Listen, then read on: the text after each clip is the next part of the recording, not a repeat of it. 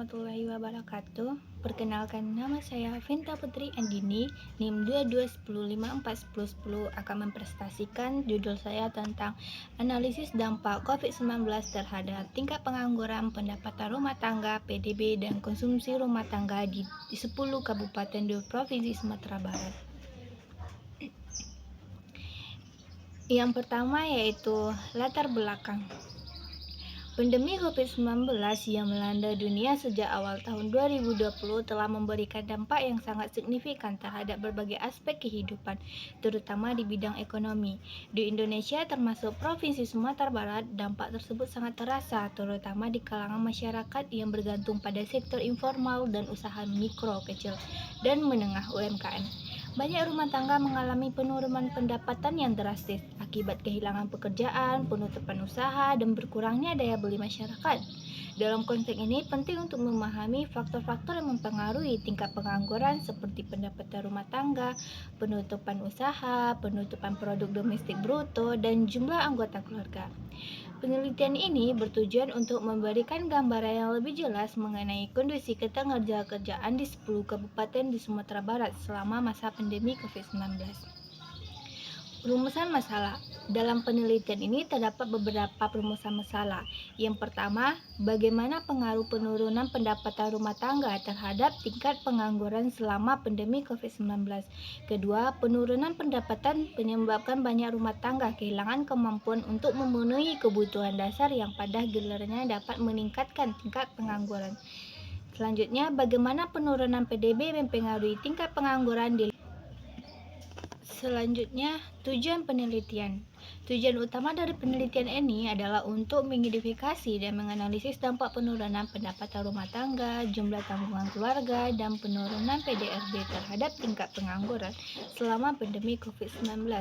Penelitian ini tidak hanya bertujuan untuk memberikan gambaran tentang kondisi ketenagakerjaan di 10 kabupaten di Sumatera Barat, tetapi juga menyajikan wawasan mengenai faktor-faktor yang mempengaruhi tingkat pengangguran dalam situasi krisis.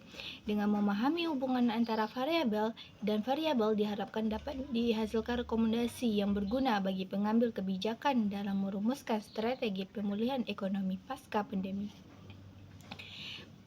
Metode penelitian. Penelitian ini berfokus pada 10 kabupaten di Provinsi Sumatera Barat yaitu Agam, Damasraya, Kepulauan Mentawai, 50 kota, Padang, Pariaman, Pasaman, Pesisir Selatan, Sijunjung, Solo, dan Tanah Datar. Pemilihan kabupaten ini didasarkan pada ketersediaan data yang relevan dan representatif untuk analisis. Data yang digunakan mencakup periode sebelum dan selama pandemi COVID-19 antara tahun 2019 hingga 2022. Sumber data berasal dari BPS untuk data terkait PDRB, tingkat pengangguran, dan pendapatan rumah tangga. Selain itu, laporan tahunan dari pemerintah daerah juga dimanfaatkan untuk melengkapi data yang diperlukan. Metode analisis yang digunakan dalam penelitian ini mencakup analisis regresi untuk identifikasi hubungan antara variabel independen dan dependen. Hasil dan pembahasan. Hasil analisis ini menunjukkan bahwa terdapat hubungan yang signifikan antara penurunan pendapatan rumah tangga dan peningkatan pengangguran di 10 kabupaten tersebut. Penurunan PDB juga berkontribusi terhadap peningkatan pengangguran yang menunjuk kepada kondisi ekonomi yang buruk berdampak langsung pada lapangan kerja. Diskusi ini membandingkan dengan penelitian sebelumnya dan menjelaskan implementasi dari hasil yang diperoleh. Selain itu, penelitian ini juga menyoroti tentang yang dihadapi masyarakat dalam pandemi, termasuk kesulitan dalam mencari pekerjaan baru dan dampak sosial yang ditimbulkan oleh meningkatnya pengangguran. Kesimpulan dan saran. Penelitian ini menegaskan bahwa pandemi COVID-19 telah memberikan dampak yang besar terhadap tingkat pengangguran di Provinsi Sumatera Barat.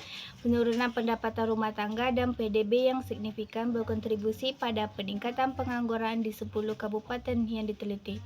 Oleh karena itu, disarankan agar pemerintah mengambil langkah yang strategis untuk mendukung sektor informal dan UMKM serta meningkatkan program perlindungan sosial untuk mengurangi dampak negatif dan selain itu, penting untuk merumuskan kebijakan yang lebih inklusif dan responsif terhadap kebutuhan masyarakat, terutama dalam situasi krisis seperti pandemi.